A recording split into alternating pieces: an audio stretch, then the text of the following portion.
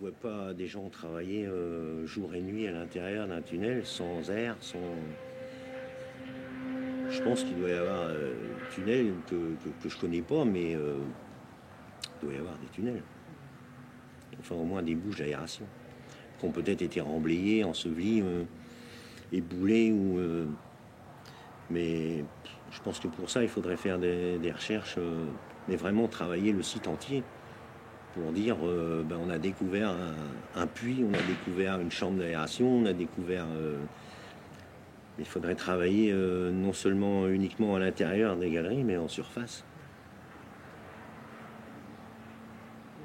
Peut-être que ça éclaircirait le problème.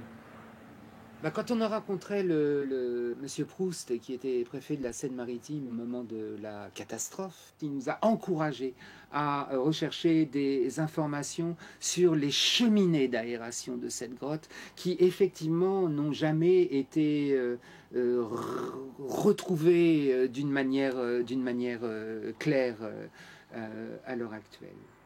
Un témoin, désireux de préserver son anonymat, mais présent lors des investigations, nous a révélé la découverte d'un puits situé dans le bois de Clairefeuille, quelque part entre les deux réseaux de galeries. Un puits déblayé de nuit, à l'abri de tout regard extérieur, sur une profondeur d'environ 10 mètres. Un puits rebouché la nuit même, dès la découverte de divers déchets allemands, principalement des boîtes de conserve, mais surtout d'un accès probable à une galerie bétonnée jusqu'alors officiellement inconnue. Une décision de remblaiement rapide et autoritaire. On savait peut-être qu'il existait un stockage dangereux sur le site. On saurait désormais exactement où il se trouve. Si c'est vraiment du gaz, peut-être qu'au bout de 50 ans, des bidons qui s'oxydent, peut-être qu'un ébouli qui découvre un accès de stock, peut-être que pour des gosses c'est un trésor, peut-être que...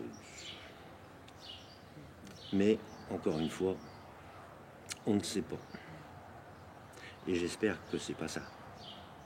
Parce que si c'est ça, ça recommencera.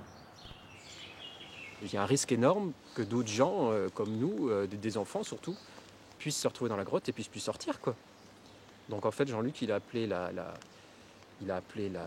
préfecture tout de suite, quoi, pour dire que ce qui s'était passé, parce qu'on ne pouvait pas laisser un truc pareil, quoi. C'est insemblable, la preuve, c'est complètement un problème, enfin bon, c'est complètement fou, quoi, parce que voilà, c'est n'importe qui peut rentrer là-dedans et c'est trop dangereux. On pouvait pas dire qu'il fallait dire quelque chose automatiquement. Il faut qu'il fasse quelque chose au moins bouché, que personne ne puisse rentrer d'abord et après dire c'était quoi. Je sais pas ce que c'est, moi, j'en sais rien, mais tout ce que je sais, c'est que on a failli y rester, quoi. Voilà. Ou bien il la bouge complètement, ce qui est une reconnaissance du danger toxique de la grotte et aussi mécanique de la grotte, ou bien il nous envoie une lettre aux uns et aux autres en disant il n'y a aucun danger, vous pouvez y aller les yeux fermés. Pour l'instant, rien n'a été visiblement entrepris. Ni fermeture, ni analyse. Mais alors, que vont devenir les familles des victimes? Leur deuil? Demeure seulement l'espoir d'un sursaut d'humanité, d'un nouveau témoignage improbable et bien sûr d'une réouverture du dossier.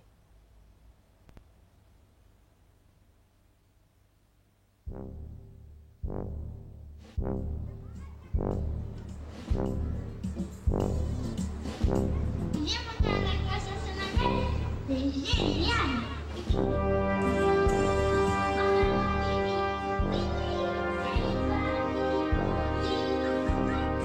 Et voici l'arrivée, petit pilote. Choisissez vos places pour votre prochaine destination. On vous attend pour un tout nouveau départ.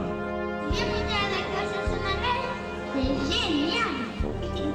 Ici, pour la sécurité des plus petits, ce manège est équipé de ceintures de sécurité.